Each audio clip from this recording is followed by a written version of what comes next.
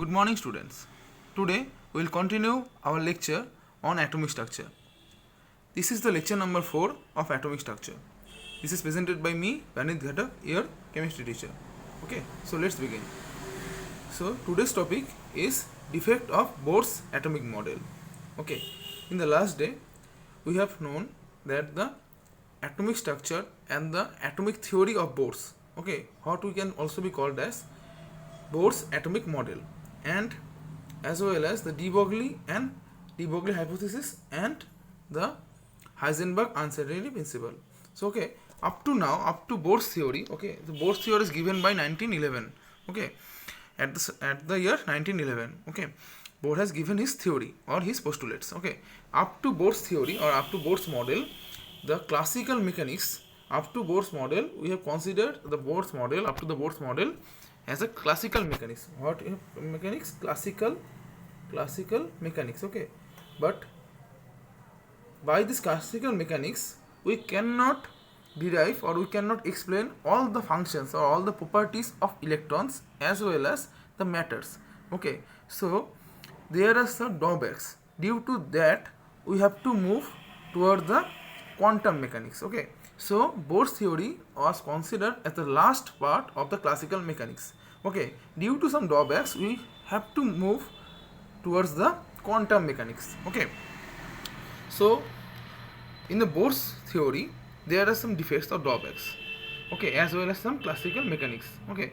So these drawbacks or defects are mainly 7, okay. So the first defect was, according to the Bohr, the radiation results when an electron jumps from one energy level to another energy level, okay.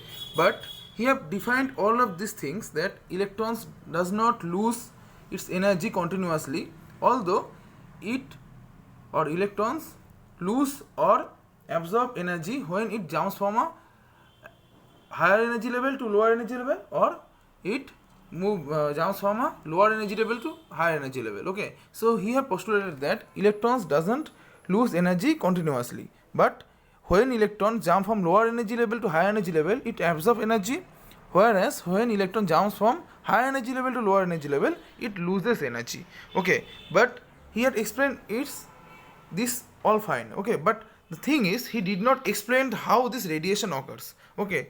This radiation, this energy, how he absorbs or how he emits, how the electrons absorb or how electrons emits the energy, it was not explained by Bohr's. So this is the number one, the first drawback of Bohr's atomic model, okay. Let's move to the second one, that is Bohr's theory explained the existence of various hydrogen spectra, okay. He has explained the hydrogen spectra, mainly the nature of the hydrogen spectra very well, but he didn't explain the background or the nature and the properties of the hydrogen spectra as well, okay. So although he have shown or he have explained the hydrogen spectra, but he didn't explain the nature as well as the properties of hydrogen spectra. This is the drawback number 2, okay. So let's move to the third drawback, that is, you have already noticed that the Bohr's atomic theory or Bohr's model is very much successful for monoelectronic species, that is for H or helium plus or lithium 2 plus, okay. That is for the monoelectronic species, okay. Here hydrogen as well as helium as well as lithium 2 plus, helium plus and lithium 2 plus have only one electron. So for monoelectronic species, Bohr's theory is very much successful. But for polyelectronic species, suppose for neon, for carbon, it is not variable, okay. It will be not observable for, it will the Bohr's theory will be not be successful for the polyatomic or polyelectronic species like neon or carbon, okay. So this is the major drawback of Bohr's theory, because we cannot consider Bohr's theory for polyelectronic species like carbon, neon, fluorine, chlorine, bromine, etc, okay. Okay, so the number 4 drawback is, okay, the first thing, what is Zeeman effect, okay. So when we have used, we know the hydrogen have give some discrete spectra like that, okay. Hydrogen or any substance will give a discrete spectra like that, like this one spectral line is there. Okay, but in the presence of magnetic field, it splitted to give it, this spectral line will be splitted. Okay, in presence of magnetic field, in presence of magnetic field, this spectral line, this spectral line will be splitted into 2 or 3 parts. Okay, this incident is known as G-Man effect. Okay, when the in presence of magnetic field, the spectral lines of any substance get splitted. Okay, this incident is named as G-Man effect. Remember the name G-Man. Okay, here G-Man effect. Okay, here M is present. Okay, so that is how we remember that this is for magnetic field. In presence of magnetic field, if the spectral lines of any substance splitted into 2 or 3 or more than that, this incident is named as G-Man effect. Okay, but remember that the Bohr's theory has no explanation to this effect. That is, Bohr couldn't explain the G-Man effect properly. Okay, in a similar aspect, there are another effect named as Stark effect. Okay, you have already here heard about the Tony Stark from the Iron Man and the Marvel series, but this Stark was not the Tony Stark. Okay, but here this Stark effect is mainly here almost it is similar to the G-Man effect, but the only thing is different from the G-Man effect is here the spectral line that is also gets splitted into 2 or 3 lines, 2 or 3 spectral lines, but in presence of electric field, in presence of electric field. Okay, in presence of electric field, when we apply a electric field on a particle, the spectral line of the particle gets splitted up. Okay, this incident is named as Stark effect. Okay, when you use magnetic field, then it is called as G-Man effect. Okay, but when we use electric field, then it is called as Stark effect. Okay, so remember those things.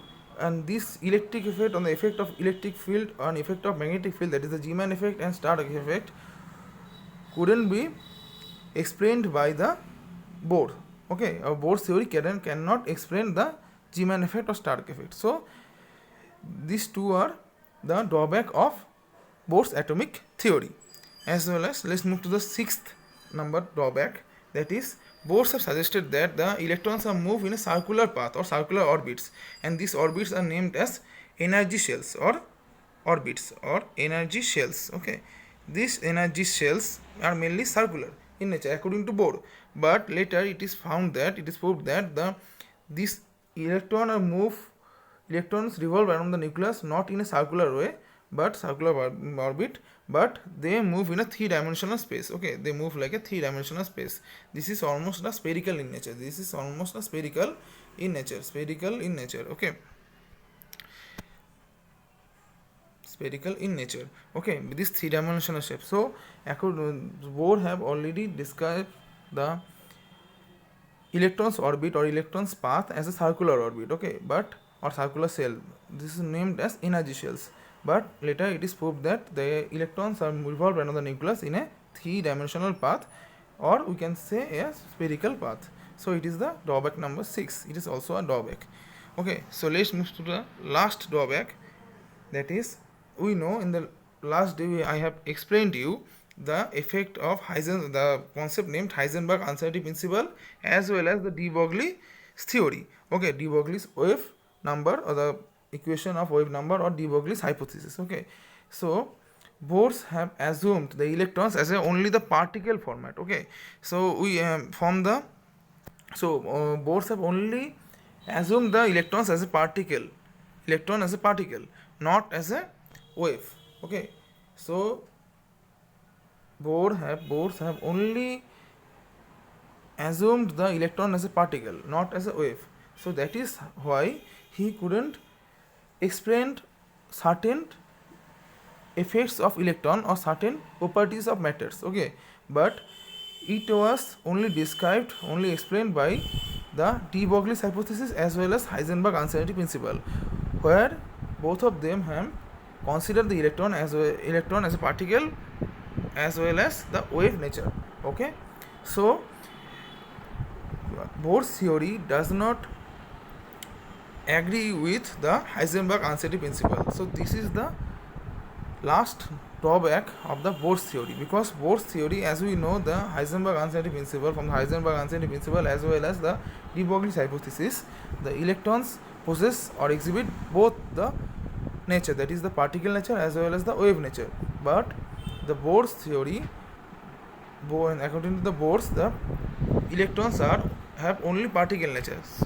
That is why the Bohr's theory does not agree with the Heisenberg's uncertainty principle, although the Heisenberg uncertainty principle is very much valid.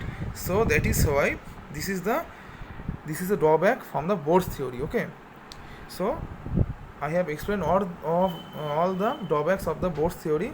I hope you have understood this very well. If you have any doubt, please feel free to ask me. Okay, so that's it for today. If you have any doubt, please ask me. Okay, thank you.